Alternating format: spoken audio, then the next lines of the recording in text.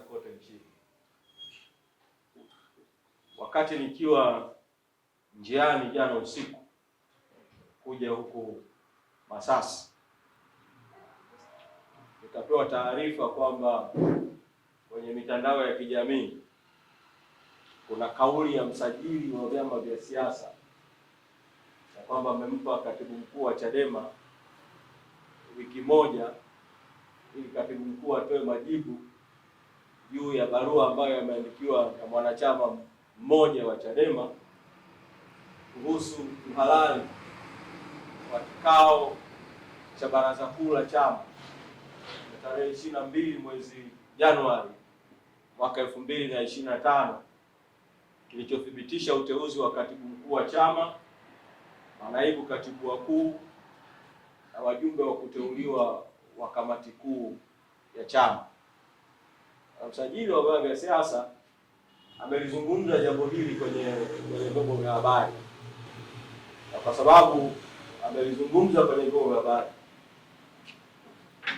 na mimi kwa nafasi yangu ya mtendaji mkuu, kabla hata haijafika hatua ya kuwasilisha majibu kwa waandishi kwake juu ya hayo ambayo ameshaanza kuyazungumzia kwenye vyombo vya habari, nataka niwahakikishie tu wanachadema na Watanzania juu ya hiyo tuhuma ambayo msajili wa vyama vya siasa ameisemea kwenye vyombo vya habari kwamba akisema kwamba tunapaswa tuwe tumepeleka majibu. Chadema inaongozwa kwa mujibu wa katiba.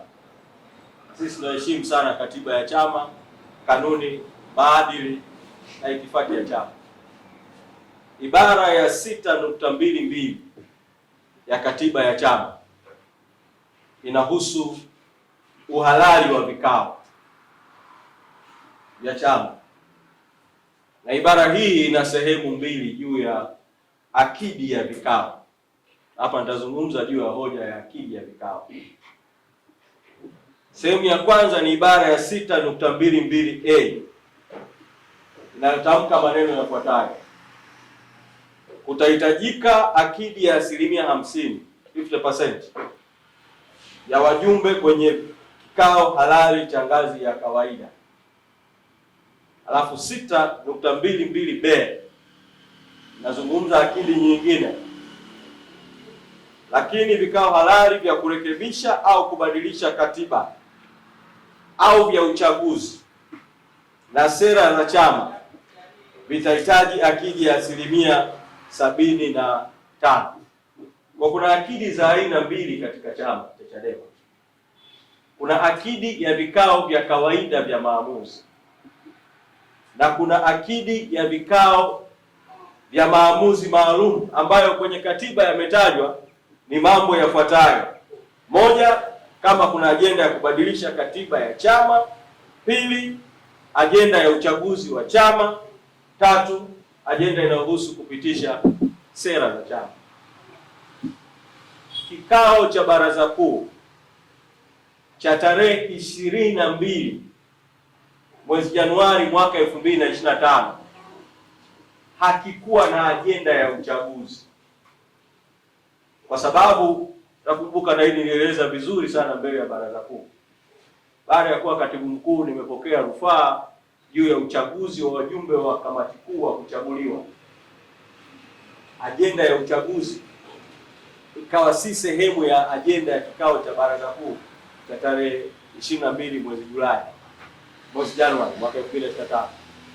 Baada ya kuondoa ajenda ya uchaguzi, kikao kikaendelea na ajenda za kawaida ambazo ni kuthibitisha uteuzi wa katibu mkuu na manaibu wake na kuthibitisha uteuzi wa wajumbe wa kamati kuu waliokuwa wamependekezwa na mwenyekiti. Ajenda hizi za kawaida zinaongozwa kwa mujibu wa katiba ibara ya 6.22a kwamba akidi ni 50%. Katika kikao cha baraza kuu cha tarehe 22 mwezi Julai, idadi ya wanachama viongozi waliokuwepo, wajumbe wa baraza kuu ambao walisaini wenyewe, sio tu kwa kuandikiwa majina. Bahati njema sana kwenye kikao kile cha baraza kuu, kila mjumbe aliandika jina lake kwa mkono wake mwenyewe, cheo chake kwa mkono wake mwenyewe, eneo lake analotoka kwa mkono wake mwenyewe, nambari yake ya simu kwa mkono wake mwenyewe, na akasaini kwa mkono wake mwenyewe. Jumla ya wajumbe 234 sawa na 56.8 walihudhuria baraza kuu, na tunao ushahidi wa mahudhurio yao. Wanataka kuwaambia wanachadema na Watanzania, muwe na amani na muwe na imani. Mchezo huu haramu unaohusisha ofisi ya msajili na baadhi ya watu ndani ya chama, mbinu hizi haramu, nataka muwe na hakika tutadhibiti kama ambavyo tumedhibiti mbinu nyingine haramu ambazo tutakabiliana nazo kama chama. Na nilisema awali kabisa jambo hili lilipojitokeza kwamba mambo haya yanafanyika kutaka kukitoa chama kwenye ajenda kuu ya chama, na ajenda kuu kwa kweli ya taifa ya no reforms no election, bila mabadiliko hakuna uchaguzi. Kwa wanachadema kote nchi nzima na Watanzania, msikubali kuondolewa kwenye ajenda kuu. Tuendelee na mapambano ya no reforms no election, bila mabadiliko hakuna uchaguzi. Na kwa msajili wa vyama vya siasa, kwa kuwa ameamua kuzungumza na vyombo vya habari, ofisi yake imeamua kuzungumza na vyombo vya habari, msajili wa vyama vya siasa awaeleze Watanzania. Na sisi Chadema tunaheshimu katiba yetu, lakini msajili huyu ni mteule wa watawala, awaeleze Watanzania. Alikuwepo kwenye mkutano mkuu wa CCM wakati CCM inakiuka katiba ya CCM kwenye kumpitisha mwenyekiti wa CCM Rais Samia kuwa mgombea urais pekee, kwenye kumpitisha mgombea mwenza wa urais. Msajili wa vyama vya siasa alikuwepo, ofisi yake ilikuwepo kwenye hicho kikao. Awaeleze Watanzania ni hatua gani mpaka sasa msajili wa vyama vya siasa amechukua dhidi ya CCM na Rais Samia na viongozi wengine wa CCM kwa matendo yaliyofanywa na CCM kule Dodoma.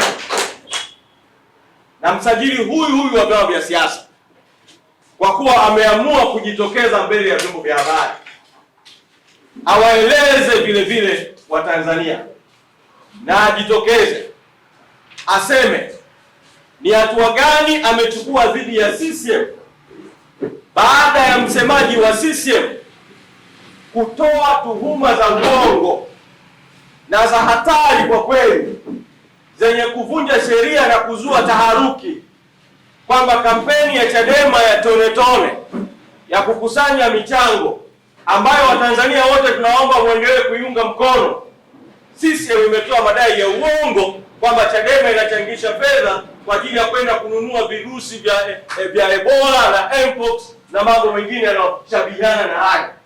Sasa madai haya ya uongo, msajili wa vyama vya siasa anafahamu kwamba nilikwisha mtumia hiyo video ya Amos Makalla.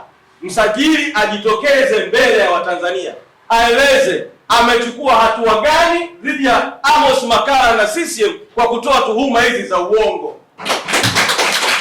Msajili wa vyama vya siasa aseme mbele ya vyombo vya habari ametoa siku ngapi kwa Amos Makalla kujieleza na hatua zipi ambazo amechukua juu ya Amos Makalla. Kwa Watanzania wote nasisitiza kwamba tujikite kwenye ajenda kuu ya taifa. No reforms, no election. No reforms, no election. No reforms, no election. No reforms, no election. Tuna sababu nyingi sana za kusema kwa nini bila mabadiliko hakuna uchaguzi. Wakati nazungumza na nyinyi hapa kwenye mafunzo ya ndani, viongozi wengine wakuu wa chama wakiongozwa na mwenyekiti na makamu mwenyekiti wako kwenye mapambano ya jukwaani kupitia mikutano ya hadhara, na nyinyi sasa wako kanda ya Nyasa sisi tunakuja kuendesha mafunzo, maandalizi yataendelea. Mapambano haya ya mikutano ya hadhara yatafika vile vile kwenu kanda ya kusini mpaka kieleweke, na si kanda ya kusini. Tutazunguka kanda zote za nchi hii kuwaunganisha Watanzania kwamba bila mabadiliko hakuna uchaguzi. Madhara ambayo tumekwisha yapata kama taifa kwenye chaguzi za ovyo, uporaji wa demokrasia kwenye uchaguzi wa vijiji na vitongoji 2019, uporaji wa demokrasia kwenye uchafuzi wa mwaka 2020, ubakaji wa demokrasia uliotokea kwenye uchaguzi kinachoitwa uchaguzi wa tarehe 27 Novemba mwaka 2024. Tumesema hali hii imetosha. Tunataka mabadiliko ya kikatiba na ya kisheria na ya kikanuni na ya kiuongozi na ya kiutendaji yatahakikisha chaguzi huru na haki katika nchi yetu. No reforms, no election. No reforms, no election. Bila mabadiliko hakuna uchaguzi. Bila mabadiliko hakuna uchaguzi. Kwa hiyo msajili na wote wanaotumika, tunataka kwanza, kama ofisi ya msajili ingekuwa inazingatia sheria, inazingatia mamlaka ya ofisi ya msajili, ofisi ya msajili wa vyama vya siasa ambayo inajiita eti ndio walezi wa demokrasia, eti ndio walezi wa vyama vya siasa, ofisi hii ndio ingekuwa mstari wa mbele kuungana na Chadema katika no reforms, no election. Badala yake ofisi hii inatumika kama kichaka cha kuishambulia Chadema. Sasa sisi tutajibu mashambulizi.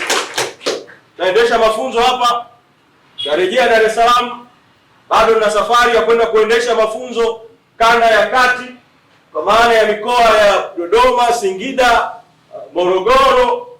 Tutakwenda kanda kwa kanda kuendesha mafunzo.